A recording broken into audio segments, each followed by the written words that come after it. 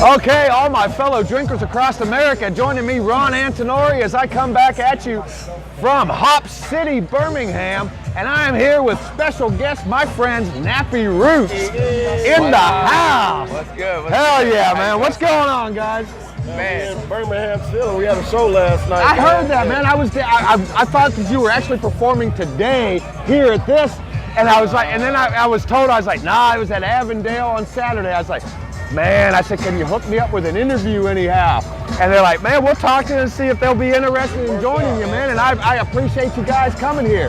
Man, I love your music. You know, I love that you guys are craft beer lovers just like I am. I hear that you have collaborated with, is it Scofflaw? Yep. Was it Scofflaw out of Atlanta, Yep. Georgia? Tell us a little bit about that beer and what got you to pick Scofflaw of all the breweries. Scofflaw was one of our latest collaborations. We just also did a collaboration that's on tap here with good people. It's called Po Folks Lager. I'm gonna have to try that one then. No, that's what I'm thinking Definitely. right here. But we've been going around the country for the last few years, working out cool little small batch collaborations with a few breweries as we travel and promote Nappy Roots and do our shows. We do about 100 shows a year. Awesome. So we've been incorporating guys. beer trips and hitting breweries before we do the show to bring people to our market.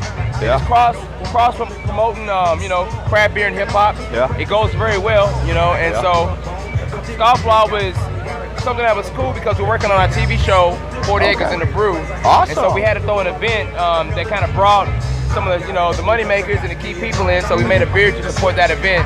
It was called Nappy Goat. We took the OG goat's milk base beer, we tweaked the hops a little bit, changed the yeast profile, and came up with an amazing strawberry banana milkshake IPA. Oh my God, you Relax. won me at that, man.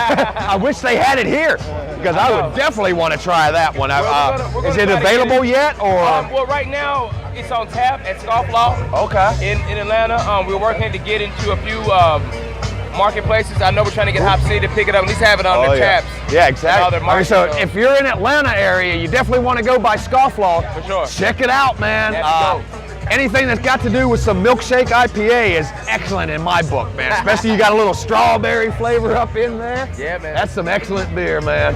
It came out really good. You got to get you some gas eggs though. If you lactose intolerant, you got to watch out for that one. Yeah. Yeah. Me. It's like I'm not a big IPA. I don't like the hoppiness of IPAs. I like a lot of the milkshake IPAs, a lot of the hazy IPAs. Sure. I don't like to bite into a pine cone, as I like to call it.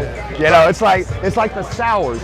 You get a too sour of a beer where it's just lemony or something like that. It's like, that's not refreshing. Exactly. It's just, I got to drink a real beer to kind of wash that one down. You got to wash down the sour with a real beer. This sour right here, this number 43. From Trim Tab. Rim tap. This is tolerable. Yeah. You know, scales Not too sour. Yeah. If you get a chance to try, I don't remember, I think it's number 27. It's the blueberry strudel sour. Wow. That's it. That is excellent. If you love blueberries, man, which I'm a big blueberry fan, that blueberry strudel is on point. Some beers are tart, Yeah. and some are sour. Yeah. There's a big difference between tart and Yes, sour. there is. Yes, there is. I think most people like sour better. Yeah. You do it a little sour. When it's tart, it's behind your ears. Yeah, and it just stays, and it just lingers there. And that's when you got to get that real beer to kind of wash it down. What type of beer you like? Man, it's all over the Drinking across board. America, man. What Yeah. kind of beers have you found in your travels? Man, everything. I'm a little bit of everything. I like some sours. I like some IPAs.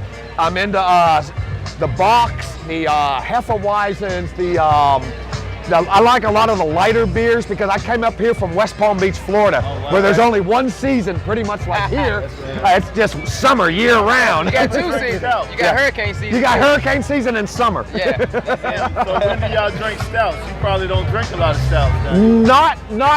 Not here. It's like I've had about 3 of them here today so far because I love stouts. Stouts is what turned me on to craft beer. But then it's like when it's hot like this, it's hard to drink the heavier, even though they might be only 4% alcohol. Right. It's just that darkness. Let me recommend the Chia Milk Stout by It's Left a Hand. nitro. Okay, I'm gonna have to try Very that. smooth and silky. Very smooth and It's That's in here. good. You know, Okay. And I like nitro milk stouts left-handed milk. They're left-handed we made left-handed. We made a nitro milk. We made a nitro milk stout with Arches. Awesome, man. Chocolate milk stout on nitro, and it came out really. Arches is one of my favorite. I like Arches? their Mexican lager. Yeah. Whenever Mexican people come Empire. in and they're Mexican Empire. Yeah. Whenever the people come into the bar I work at and they're like, recommend a draft beer. I'm like, well, what do you like? Well, I like Yingling. Well, you'll love this Mexican lager, man, because it's a craft version of Yingling. Excellent beer. I agree. There's just so much variety. Oktoberfest too. We're hoping that kind of resonates with our fan base and our families. Like that's the kind of beer, because it's simple enough, malty enough for your average black drinker. So we're hoping that beer does well and kind of transcends a lot of people to craft beer. We did that That's collaboration with Sig Lucia. One of the oldest oldest breweries in Kentucky. Started in 1866. Wow. And the great grandson picked it back up. It was shut down for 124 years, and he picked it back up a couple years ago. I was gonna say I'd never even heard of it until now. No, they moved buildings, but Same neighborhood.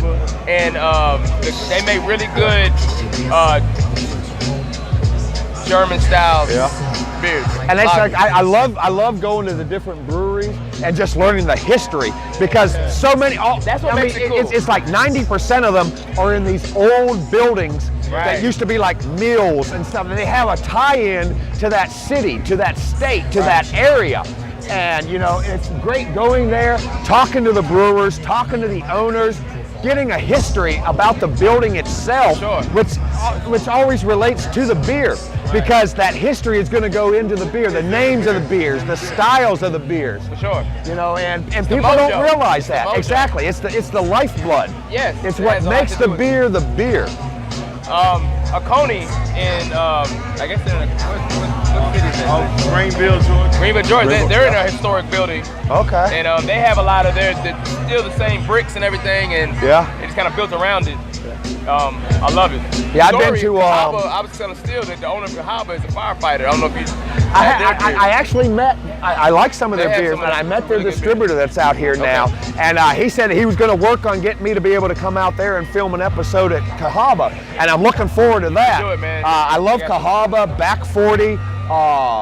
Man, good people. There are just so many breweries here in Birmingham. It has turned into a craft beer hub, much like Hot Atlanta. Yeah. I can remember living in Atlanta back in the early 90s, and like the first and only craft brewery at that time was Sweetwater. That's right. And I'm a big fan of Sweetwater. I've been promoting them across the board, man. When I left Atlanta and hit the country, I was everywhere from Atlanta to Hollywood, California to West Palm Beach. I was like, you gotta drink the Sweetwater Blue. But it's like you couldn't find it outside of Georgia, but now you're able to find it in Florida, Alabama. They're starting to expand. In New York. Yeah, it's great, man. It's great that these local breweries that I pretty much grew up drinking my craft beer with. I want to recommend to you. Yes, you sir. Want to drink stouts in Florida. Before you leave, you should pick up a bunch of Cahaba Irish stouts. Yeah, it's like 3.8. Real easy drinking. Yes. Like a table beer. One of the best Irish stouts I've had. What they call in Europe a table beer, because it's like you can sit there and drink 6, 7, 8, 12 of them, man. And take you a bunch of cases back to Florida. Exactly. You can drink that in Florida. Exactly. Well, guys, I appreciate He's a double IPA type of guy. Double IPA? There's a few that I've had. There's a few that I've had. We talked about that you said it was like biting into a pine cone. Yeah.